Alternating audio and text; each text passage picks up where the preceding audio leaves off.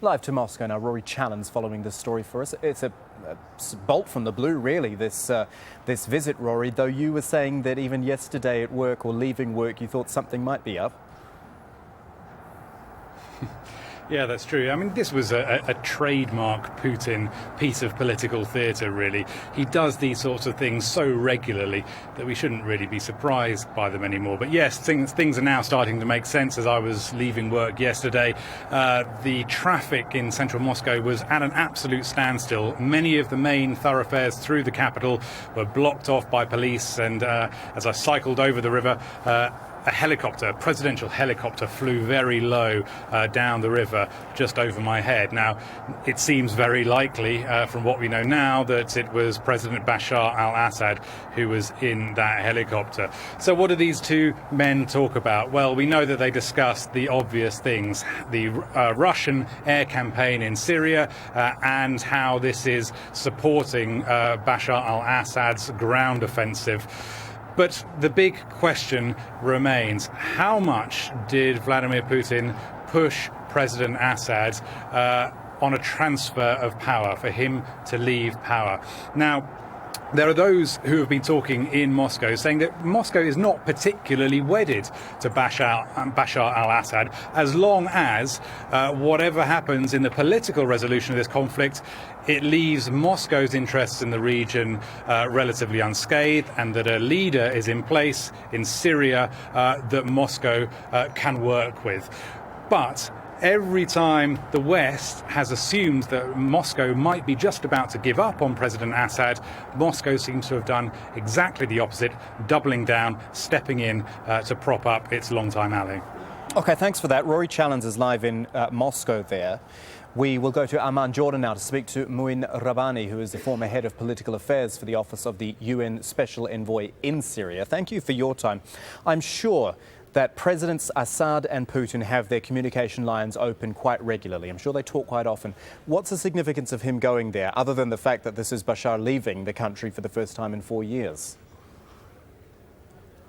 Well, I think there are several reasons for this. As you know, the Russians commenced military intervention in Syria several weeks ago. And from their perspective, they see this as an opportunity to show that they have managed to begin restoring stability to Syria at such a rapid pace that President Assad was able to take his first trip abroad in several years. And secondly, I think they want to also demonstrate what they perceive as the effectiveness of their military campaign, and also in doing so to seek to bolster the legitimacy of President Assad.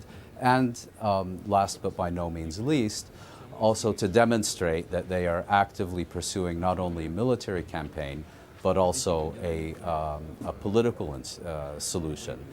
I think the other point is that although Russia and Syria are obviously very close allies, there have been reports of growing Russian frustration with Damascus. This is the thing I was going to ask you about. Assad's recalcitrance. Let me just interrupt, because there seems to have been these initiatives which Russia has put forward in the past, and Syria and Bashar al-Assad has not been as forthcoming as maybe Russia would have liked. Is that a fair assessment? Yes, I do think that's a fair assessment.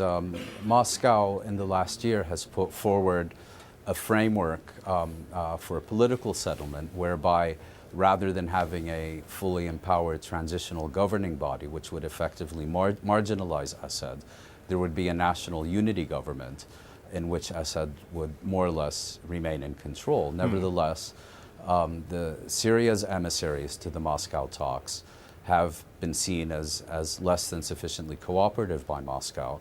And I think this is this would be seen by President Putin as an opportunity to speak directly to President Assad to ensure his commitment to this Russian-sponsored process. The question, of course, is whether Russia has now successfully managed to take the lead on diplomatic efforts to resolve the Syria crisis, or whether, to the contrary, because of its intervention, it's now going to get not only much less cooperation from other Syrians and other parties in the region with whom it had been improving relations, but actually that there's going to be counter-escalation from those other parties. You just get the feeling that Syria and President Assad can't afford to disagree too much with Russia, because without Russian support, Syria would be in a whole lot of trouble.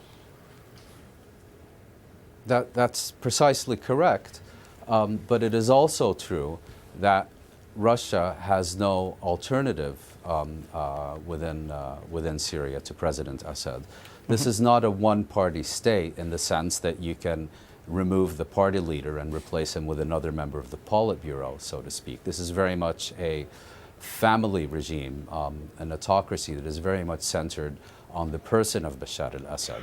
If you remove him at this stage, the regime implodes, and with it, Russian influence in its last remaining bastion of influence in the Middle East. So despite Russia being very clearly the stronger party, President Assad and the regime in Damascus nevertheless also have means of leverage in their relationship with Moscow. Mouin Rabbani, pleasure talking to you. Thank you for joining us today.